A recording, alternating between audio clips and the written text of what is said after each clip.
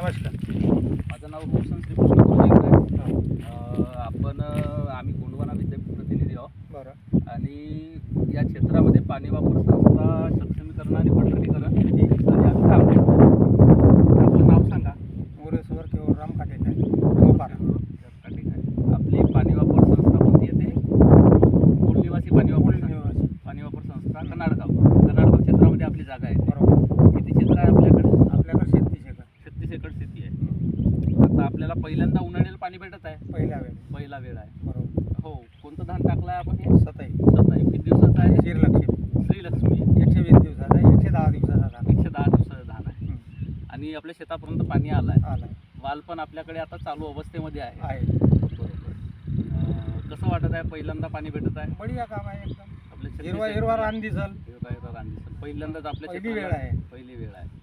आणि पाणी वापर संस्थेला सगळ्या गोष्टी ह्या करून तुम्ही पाणी घेता.